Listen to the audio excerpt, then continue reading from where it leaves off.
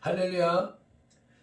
6월 30일 6월의 마지막 날 수요일 새벽 예배 주님 앞에 올려드리시겠습니다. 다같이 기도드리시겠습니다. 할렐루야. 감사와 찬양과 영광과 존귀와 높임을 받으시기에 합당하신 우리 아버지 하나님, 크신 은혜와 사랑에 감사를 드립니다. 오늘도 새로운 한 날을 허락하여 주시고 새로운 생명을 우리에게 허락하여 주셔서 주님을 예배하는 예배자로 삼아 주시오니 감사드립니다. 오시옵소서. 성령님 사랑합니다. 오시옵소서. 성령님 환영합니다.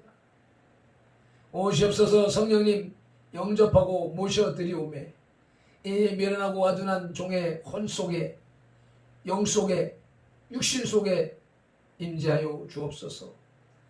이 성소에 임재하여 주옵소서. 이 예배 위에 임재하여 주시옵소서. 각각의 처소에서 예배하는 공간에 성령님 임재하여 주옵소서. 살아계신 하나님을 찬양하고 경배하며 예배하는 진정 주님이 받으시는 예배가 되게 하여 주옵소서. 우리의 힘으로, 인간의 힘으로는 할 수 없습니다. 오직 성령 하나님이 우리 가운데 좌정하여 주시고 우리를 이끌어 주셔야만 우리가 주님 앞에 나아갈 수가 있고 주님을 배울 수가 있고 주님의 말씀을 듣고 깨닫고 행할 수가 있음을 믿사오니 성령 하나님 우리를 인도하여 주시옵소서. 예배의 시종, 하루 일과의 시종을 성령 하나님 앞에 의탁하오며 우리 주 예수 그리스도 이름으로 기도드리옵나이다. 아멘. 다같이 사도신경 신앙 고백 드리겠습니다. 전능하사 천지를 만드신 하나님 아버지를 내가 믿사오며 그 외아들 우리 주 예수 그리스도를 믿사오니 이는 성령으로 잉태하사 동정녀 마리아에게 나시고 본디오 빌라도에게 고난을 받으사 십자가에 못 박혀 죽으시고 장사한 지 사흘 만에 죽은 자 가운데서 다시 살아나시며 하늘에 오르사 전능하신 하나님 우편에 앉아 계시다가 저리로서 산자와 죽은 자를 심판하러 오시리라. 성령을 믿사오며 거룩한 공회와 성도가 서로 교통하는 것과 죄를 사하여 주시는 것과 몸이 다시 사는 것과 영원히 사는 것을 믿사옵나이다. 아멘. 찬송가 203장 찬송 올려드리시겠습니다.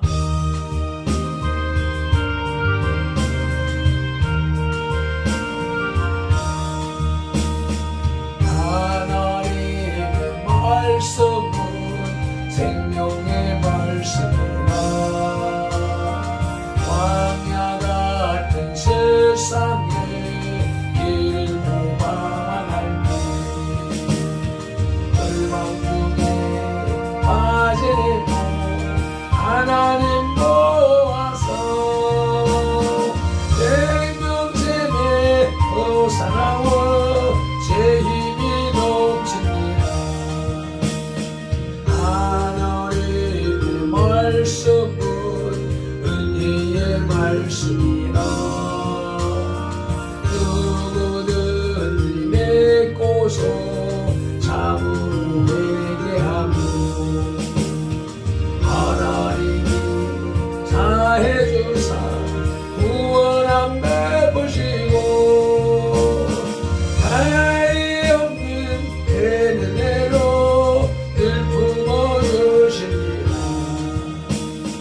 하나님의 말씀은 진리의 말씀이라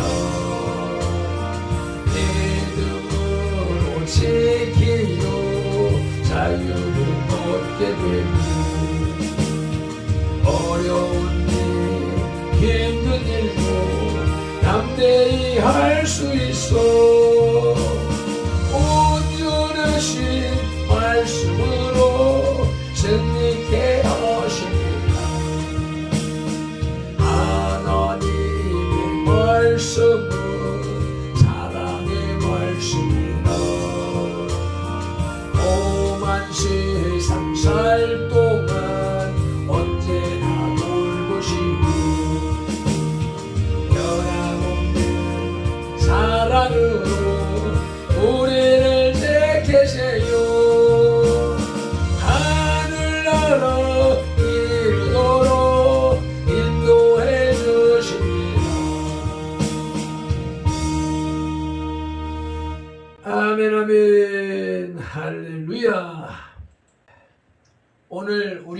주시는 하나님의 말씀은 로마서 2장 14절로 15절 말씀입니다. 여전히 제 성경책은 241쪽이며 하나님의 심판 11번째 단락으로 말씀을 받으시겠습니다. 함께 합독하십니다. 율법 없는 이방인이 본성으로 율법의 일을 행할 때에는 이 사람은 율법이 없어도 자기가 자기에게 율법이 되나니 이런 이들은 그 양심이 증거가 되어 그 생각들이 서로 혹은 고발하며 혹은 변명하여 그 마음에 새긴 율법의 행위를 나타내느니라. 아멘. 14절에 율법 없는 이방인이 본성으로 율법의 일을 행할 때에 관하여 칼빈은 12절 상반절과 관련시켜 율법 없는 이방인의 범죄 사실을 밝혀줄 근거, 즉 율법 없는 이방인이 범죄하면 그것이 범죄인지 아닌지를 판단해 줄 기준을 마련해야 하는데 그것이 바로 이 구절에 언급되어 있다는 것입니다. 반면에 다른 신학자들은 이방인들도 율법을 듣는 자로 취급하여 본문을 13절 상반절과 연결시켰습니다. 그러나 13절 상반절에서 율법을 듣는 자란 간혹 기회가 닿아 율법을 한두 번 듣는 것이 아니라 규칙적으로 회당에서 율법을 듣는 경우를 가리키며 12절에서 이방인은 오히려 율법이 없는 자로 취급받기 때문에 이방인을 율법을 듣는 자로 인정할 수는 없으며 따라서 후자의 견해에는 무리가 있다는 것입니다. 결국 이 구절은 이방인들이 율법을 갖지 않았다 하여 심판을 피할 수 없는 이유, 즉 그들에게는 양심이라는 율법에 준하는 법이 있음을 밝히려고 하고 있습니다. 한편 여기서 양심이란 순수한 유대적 사고가 아닌 이방인의 자연법 사상과 관계가 있습니다. 즉 양심으로도 율법에 준하는 인간으로서 할 수 있는 일들을 분별하고 수행할 수 있다는 것입니다. 그러나 바울은 여기서 유대인이 율법을 가져도 그 율법을 수행하지 않았듯이 이방인 역시 이런 양심으로 자연적인 하나님의 일반 법칙을 알지만 그대로 행하지 않음을 밝혀 양자가 모두 그 행위로서는 죄인임을 상기시키고 있습니다. 아멘. 이러한 성경을 바탕으로 율법의 소유 사실을 나타내는 양심이라는 제목으로 하나님의 말씀을 들으시겠습니다. 인간의 양심은 도덕적인 교육과 훈련을 통해서 얻어지는 것이 아닙니다. 양심은 하나님의 형상을 따라 지음받은 인간 누구에게나 보편적으로 주어진 불문율입니다. 곧 창조주 하나님께서는 자신의 형상대로 인간을 창조하셨을 뿐만 아니라 인간의 내면에 율법을 새기셨으며 그 율법은 인간의 삶에 있어서 하나의 기준이 됩니다. 바울은 이러한 양심의 성격을 이방인들의 경우를 통하여 우리에게 가르쳐 줍니다. 아멘. 이제 율법의 새로운 사실을 나타내는 양심에 대해서 살펴보시겠습니다. 율법의 소유 사실을 나타내는 양심이라는 제목의 말씀의 첫째 대지는 인간의 양심적 행동은 율법의 소유를 드러냅니다. 아멘. 14절 말씀 합독하시겠습니다. 율법 없는 이방인이 본성으로 율법의 일을 행할 때에는 이 사람은 율법이 없어도 자기가 자기에게 율법이 되나니. 아멘. 비록 이방인, 불신자라 할지라도 대개의 인간은 양심에 따라 판단하고 행동합니다. 탐욕과 야심 등 인간의 오욕 칠정에 의한 인간 정신의 타락 속에서도 인간은 한가닥 양심적인 열정으로 결정적인 파멸만은 막아내고 있습니다. 한 시대를 풍미했던 주의 주장들도 양심에 의한 판단 아래 수정되거나 사멸되었고, 그로 인해 많은 학문적 발전이 거듭되었습니다. 이는 이스라엘 사회에서나 이방인의 사회에서 마찬가지로 나타나는 현상입니다. 바울은 바로 이 같은 현상이 인간의 마음판에 새겨진 하나님의 율법이 내재하는 증거라고 가르칩니다. 곧 하나님께서는 창조와 함께 인간들에게 보편적이고 본능적으로 옳은 일을 하도록 하셨는데, 이것이 바로 인간의 마음판에 새겨진 양심이라는 것입니다. 아멘. 율법의 소유 사실을 나타내는 양심이라는 제목의 둘째 대지는, 양심은 율법의 행위를 요구합니다.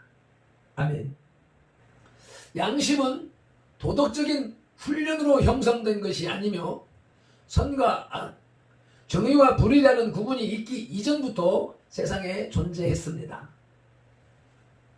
즉, 선제한 양심이 도덕적인 교훈들을 가르쳐 왔으며 인간 행위의 적법성에 따라 살아가도록 인도했습니다. 따라서 인간이 옳게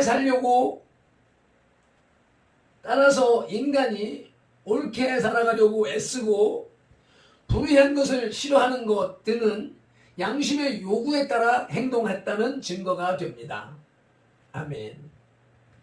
바꾸어 말하면 이방인, 불신자라 할지라도 도덕적인 행위를 할 수 있으며 비윤리적인 행위를 규탄할 줄 아는 것은 바로 양심이 율법의 행위를 요구하기 때문에 가능한 일입니다.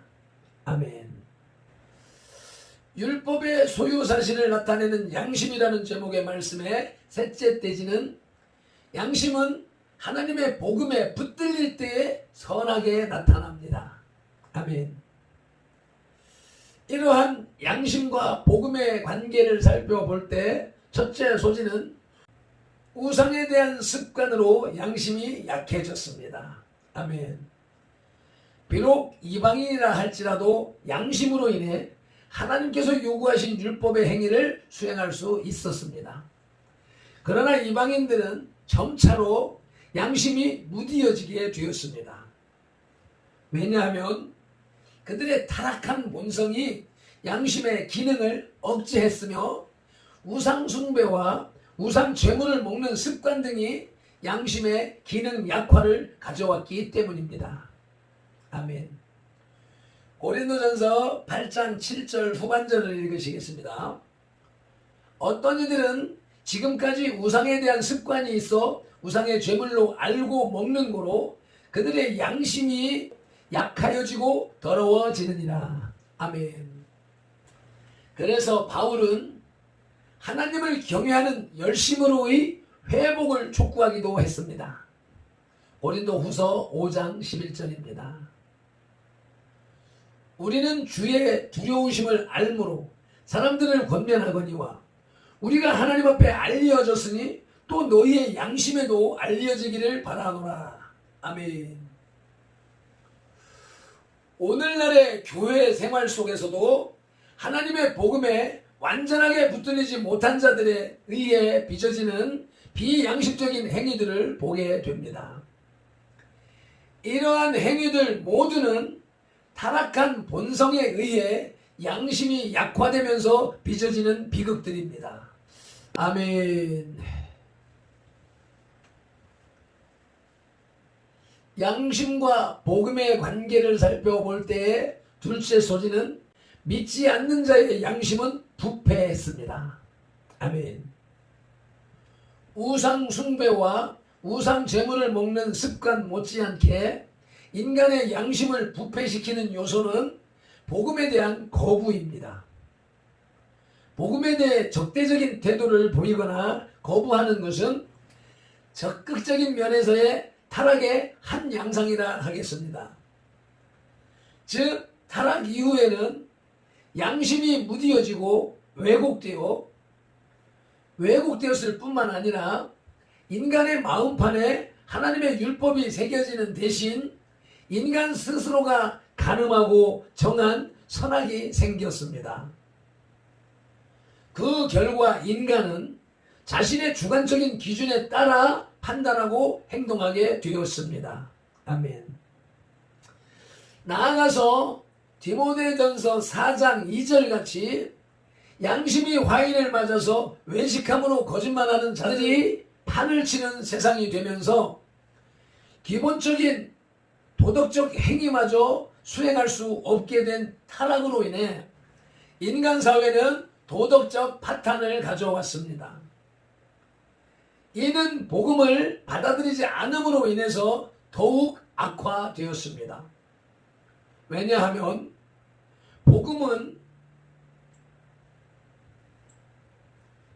복음은 그리스도의 대속사역으로 인간과 하나님 사이에 끊어진 관계가 회복되는 계기였지만 그것을 받아들이지 않음으로써 타락에서 벗어날 길을 영원히 잃어버렸기 때문입니다.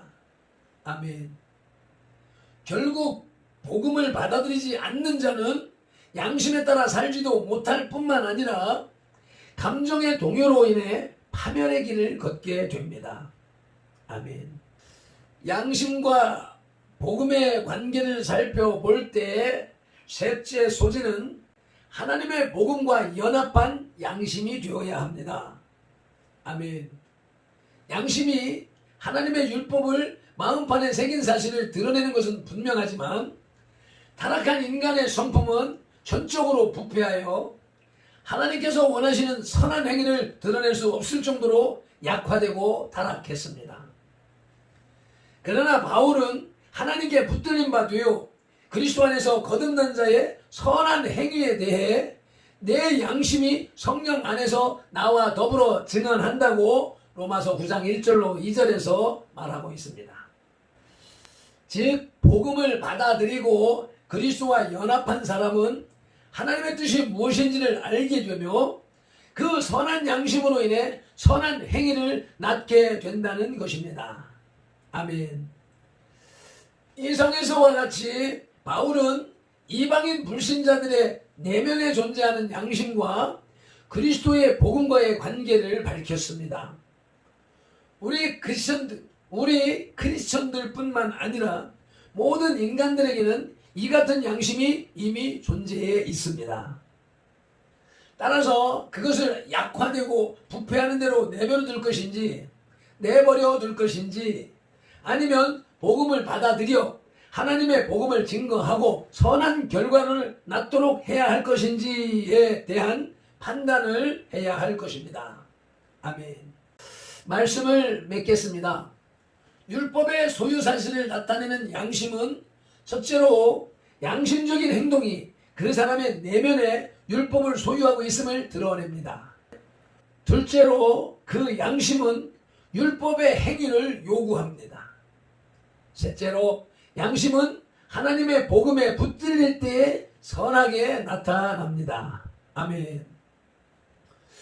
본문에서 바울은 율법을 받지 못한 이방인들, 불신자들이 심판을 받는 이유를 분명하게 말합니다. 즉 이방인 불신자들은 비록 율법이 없다 해도 그들의 양심이 율법이 되어 사리를 분별할 수 있다는 것입니다. 어떤 사람들은 믿는 사람들이 송사하는 것을 올바르지 못하다고 하지만 그것은 잘못된 생각입니다. 세상의 법도 하나님께서 주신 것이므로 바른 일을 하기 위해서는 송사할 수도 있는 것입니다. 정치도 마찬가지입니다. 마태복음 6장 10절에 나라의 마옵시며 뜻이 하늘에서 이룬 것 같이 땅에서도 이루어지이다 라고 기도했으면 이 땅에 하나님의 나라가 이루어지는 일, 정치도 해야 하는 것입니다. 아멘. 잘못된 사고, 잘못된 지식이 세상을 전거하고 있고 믿는 사람들까지도 유혹하는 시대를 살아가고 있습니다. 이제도 2021년의 절반인 6월달을 보내면서 상반기를 결산하는 그러한 하루가 되었으면 합니다. 우리가 과연 말씀 앞에 온전하게 살아왔는가 하는 질문을 우리의 마음에, 양심에 한번 물어봐야 되겠습니다. 우리들의 심판의 기준, 우리의 행위의 판단은 하나님의 말씀이 하지만 저 이방인들이 하는 것처럼, 불신자들이 하는 것처럼 우리의 양심에도 한번 비추어 볼 만하다 하겠습니다. 오늘도 하나님의 말씀에 비추어서, 우리의 양심에 비추어서 한 점 부끄러움이 없는 삶을 살아가는 발핀들과 선돌의 지체들이 다 되시기를 예수님의 이름으로 축복합니다. 아멘. 주님, 우리에게는 하나님의 말씀을 주셔서 그 말씀이 우리의 삶을, 행위를 분별하고 판단하게 하신다 하시니 감사합니다. 그러나 저 이방인들은, 저 불신자들은 착각을 하기를 우리가 예수를 믿지 않으면 관계가 없는 것으로 생각을 하고 착각을 하고 살아갑니다. 그러나 믿는 자든지 믿지 않는 자든지 하나님의 심판은 피할 수가 없다는 사실을 오늘 말씀으로 들려주시니 감사합니다. 이 구원에 이르도록 하는 믿음은 멀리 있는 것이 아니라 우리들의 마음속에, 우리들의 내면에, 양심에 이미 주어져 있다는 사실을 모든 사람들에게, 모든 신불신을 막론하고 모든 사람들에게 부어졌다는 사실을 알게 하시오매 감사합니다. 환경이 어떻게 변하든지, 세상이 어떻게 우리의 삶을 요구하든지 우리는 하나님의 말씀에 기준하여 살아갈 수 있게 하옵소서. 말씀을 받지 못한 자들이 양심을 속이며 살아가는 모습들을 바라봅니다마는 우리의 양심은 결코 그리하지 말게 하옵소서. 오직 말씀을 따라가고 오직 성령님을 따라가며 성삼위 하나님 앞에 예배하는 예배자로서의 삶을 살아가게 하옵소서. 오늘도 바울이 기록한 로마서를 통해서 율법의 소유사실을 나타내는 양심을 알게 하신 예수님의 이름으로 기도드리옵나이다. 아멘. 찬송 한번 힘차게 올려드리시고 동상기도로 나가시겠습니다.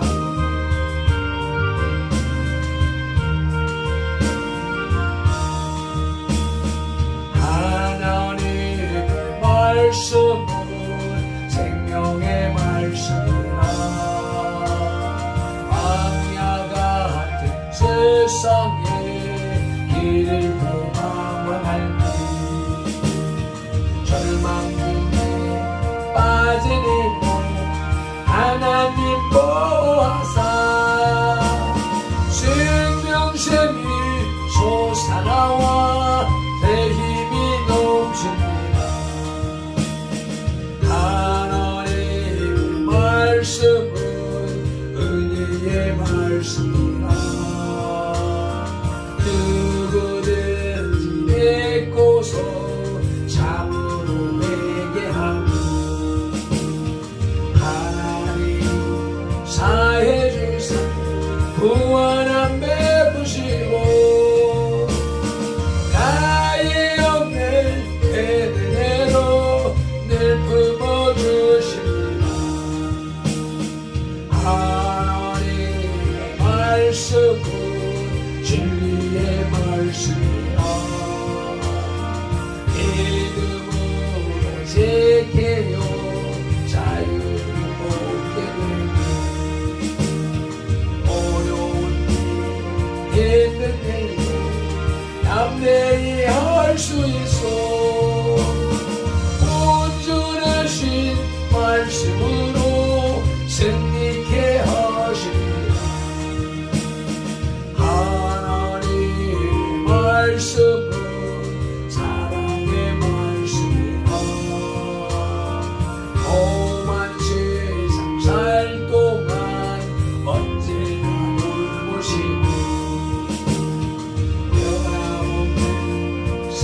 나누고 우리를 지키세요. 하늘 너로 이르도록 인도해 주시니. 아멘 아멘. 오늘도 신불신을 막론하고 율법과 양심으로 심판하시는 주님 앞에 주여 삼창하며 기도로 나가시겠습니다. 주여 주여 주여. 할렐루야. 아버지 하나님, 모든 인간의 하나님의 심판을 피해갈 수 없다는 말씀을 우리에게 들려주시오니 감사합니다. 불신자들은 자기들은 예수를 믿지 않음에